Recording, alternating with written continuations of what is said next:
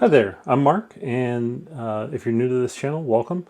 Today I'm going to talk a little bit about We All Fall Down. We All Fall Down was the Duffer Brothers film that they shot in 2005 at Chapman University that was paid for by the university. I did the on-set audio recording, and I also edited the film. When this film was made, it cost a lot of money to do an HD transfer of a film. So this film was only finished in essentially 480i on DV tape.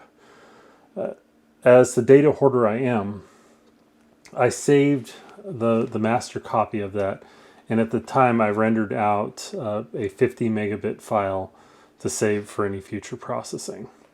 So over the years, I've always wanted to see this in its best quality, and processing like this won't get the best quality, but it will get close to the best quality that may actually exist for this if it never gets rescanned again, or if the 16 millimeter negative is gone.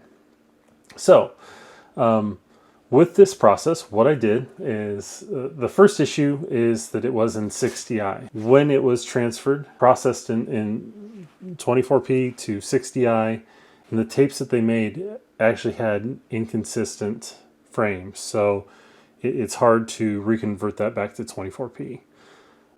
That's been an issue for a few years, and with this copy of the film, what I did is I cut up each scene and then converted it back to 24p.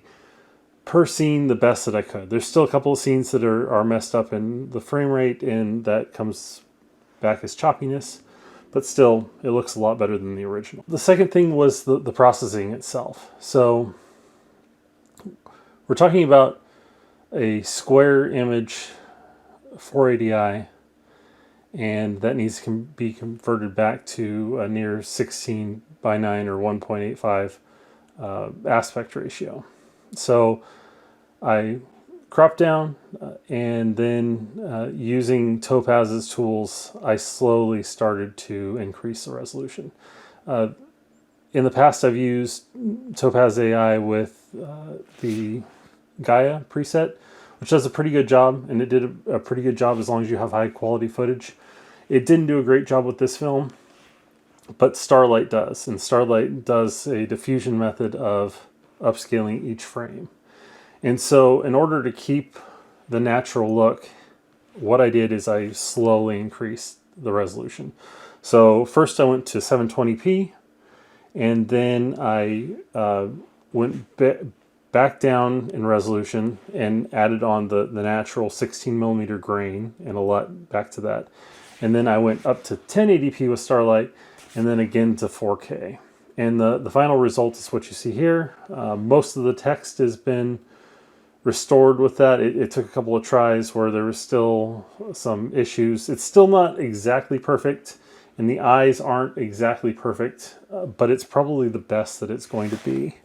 And even if you took this film and you rescanned it from scratch, from the 16 millimeter negative, if it's still intact somewhere, you wouldn't get the cinematographer's original coloring of the film.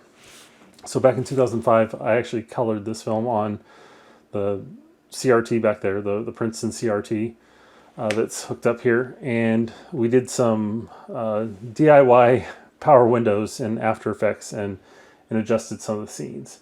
In this version of the film, those color corrections stay in place. It keeps the original coloring of the film, and this is the closest to the original version that's at the highest quality possible that still exists. So I would love to see a version of this restored back from the 16 millimeter negative, but I hope you enjoy a couple of the clips that I've shown throughout here showing the updated version of this film. I heard our parents.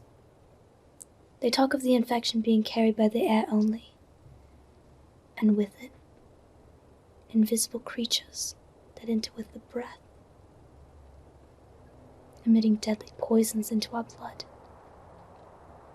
In London, people who feel fine one moment drop dead the next.